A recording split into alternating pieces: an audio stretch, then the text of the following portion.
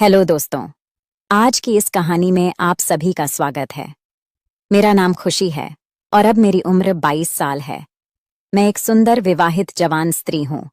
मेरा कद 5 foot 6 inch है और मेरा रंग साफ है। मेरा जिस्म बिल्कुल कारीगरी की तराशी हुई संगमरमर की मूर्ति की तरह है। मेरी शादी हुए 2 साल हो गए हैं और मेरा एक बेटा है जो कि मेरी शादी के 1 साल 3 माह बाद हुआ था और अब 9 माह का है।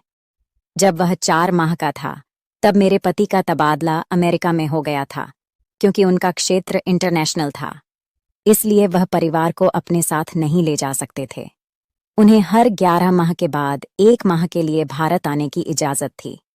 विदेश जाना उनकी मजबूरी थी, इसलिए मुझे और मेरे 4 माह के बेटे को अकेला छोड़ गए थे।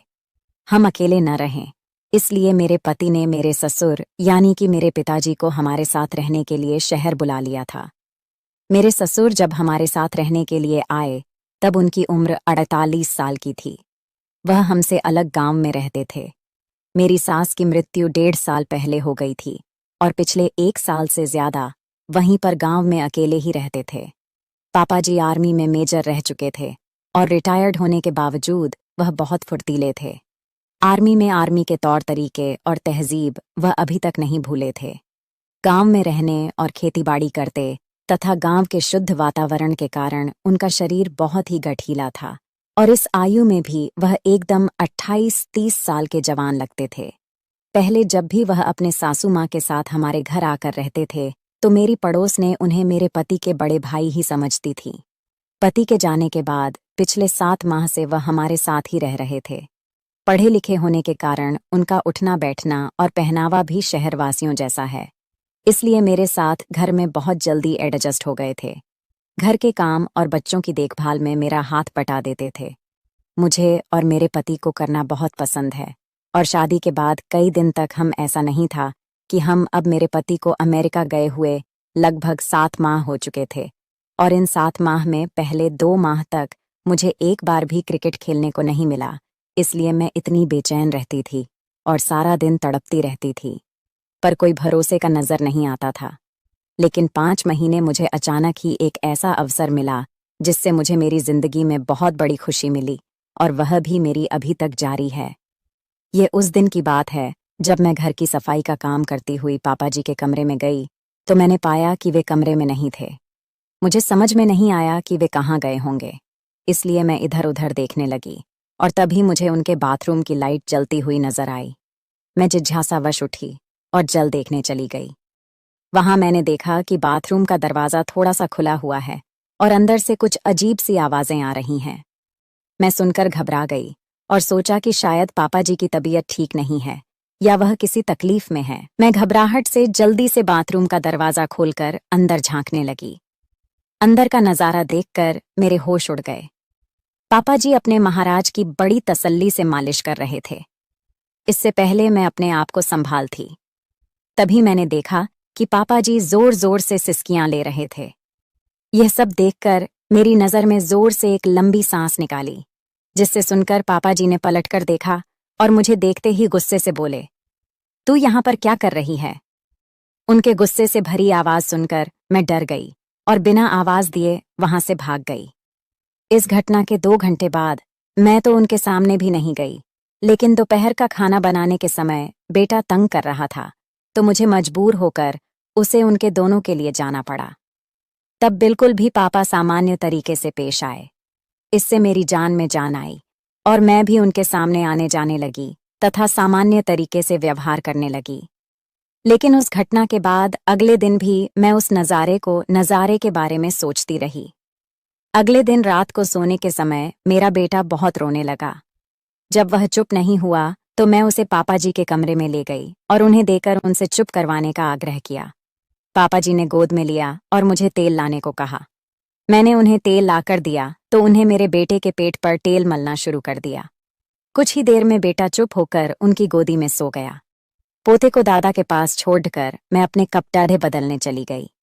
तभी मेरे दिमाग में योजना आई कि अगर मैं पापा जी को अपनी झलक दिखलाऊं तो शायद कुछ बात बन जाए। अपने सारे कपड़े चेंज करके अपने गुलाबी रंग का पारदर्शी सा नाइट सूट गाउन पहना। फिर बेटे को पापा जी के कमरे में लेने के लिए गई। पापा जी ने मुझे उन कपड़ों में देखा और एक टक देख ही रहे थे। उनकी आंखों की चमक बता रही थी कि वह मेरे बिछाए हुए जाल में फंस जाएंगे। मुझे सिर्फ कुछ इंतजार करना पड़ेगा। जब मैंने पापा जी से बेटे को लेने के लिए हाथ बढ़ाया तो वह उन्हें देखते ही एकदम स्थिर हो गए। मैंने कहा, पापा जी, यह सो गया है, लाइए मैं इसको बिस्तर पर सुला दूं। तब हड़बड़ाकर उन्होंने कहा, यहीं यह अभी अभी सोया है, कच्ची नींद में है, इसलिए इसे अभी यहीं रहने दूं। मैं हाँ करती हुई अपने कमरे में चली गई। मुझे नींद नहीं आ रही थी, इसलिए मैं बहुत देर तक ऐसे ही करवटें बदलती रही। तभी मुझे याद आया कि मैंने बेटे को दूध पिलाया ही नहीं। मैं उठी और पापा जी के कमरे में गई तो पाया कि वह भी सो गए हैं। तब मैंने मन में आया कि मैं भी इसी कमरे में सो जाती हूँ, क्योंकि बेटा भी इसी कमरे में सोया हुआ है, और मैं उनके साथ वाले बेड पर लेट गई। बेटे को अपने पास खींचा और इतने में पापा जी की नींद में ही करवट बदली और सीधे होकर सोने लगे। मेरे बेटे का पेट भर चुका था, लेकिन मुझे नींद नहीं आ रही थी। मैंने बच्चे को अलग से सुला दिया और वहीं बैठकर पापा जी को निहारती रही। मैंने महसूस किया कि मैं क्रिकेट खेलकर जिंदगी का मजा चाहती हूँ। मैं अपना अकेलापन दूर करना चाहती हूँ, अपनी भूख मिटाना चाहती हूँ। इसके लिए अब मुझे मेरे पति की गैर हाजिरी में भरोसे का और पूरा संतुष्ट करने वाला पुरुष मिल चुका है। अब मैं और इंतजार नहीं कर सकती, और इसलिए मैंने अपनी सारी झिझक छोड़ी और मैं ससुर जी के पास जाकर बैठ गई। तो थोड़ी देर बाद पापा हिलने लगे। मुझे लगा कि उनका हाथ मेरे सर पर आ गया है और ससुर जी जाग गए हैं। उसकी इस हरकत से मैं थोड़ा घबराई। मेरी हालत पतली हो गई थी, मेरी सांस उखड़ रही थी। फिर मैंने हिम्मत नहीं छोड़ी। करीब 1 घंटे के बाद पापा जी का हाथ मेरे सर से हटा और नीचे आ गया। उनकी इस हरकत से मैं बहुत ज्यादा प्रसन्न हुई। मुझे अभी मजा आना शुरू ही हुआ था कि पापा जी उठकर बैठ गए और उनकी नींद खुल गई थी। उन्होंने मुझे झटके के साथ अलग कर दिया। फिर उन्होंने उठकर एक लाइट जलाई और वह कच्चे होकर मुझे देखने लगे। मैंने जवाब दिया, पापा जी, मैं तो वही कर रही थी जो आप चाहते थे। पापा बोले, मैंने ऐसा करने को कब कहा है? तुम्हें ऐसा नहीं करना चाहिए था और माफ कर देना चाहिए था। पापा जी फिर बोले, मैंने आज तक आपको कोई भी आदेश का इशारा कभी नहीं टाला, तो मुझे कैसे मना मानती? मैंने उत्तर दिया, अरे मैं तो नींद में और सपने में था, जिससे यह सब तुम्हारी सांस कर रही थी, इसलिए मैंने ऐसा इशारा किया होगा। मैंने कहा, पापा जी, तो क्या हो गया? अगर मैंने इशारे को आपका देह समझकर आपकी सेवा भी कर दी, तो आपका सपना और मेरा कर्तव्य पूरा हो गए हैं। अरे तू बात क्यों नहीं समझ रही है? मैं नादान बनती हुई बोली। इससे पहले कि वह कुछ कहे और बात ज्यादा बिगड़े, मैं उठकर खड़ी हो गई। उन्हें आगे कुछ बोलने का कोई मौका दिए बिना मैं उनके पैरों को पकड़कर नीचे बैठ गई। तो आपको यह स्टोरी कैसी लगी कमेंट में ज़रूर बताएं। चैनल पर नए हैं तो चैनल को सब्सक्राइब ज़रूर करें।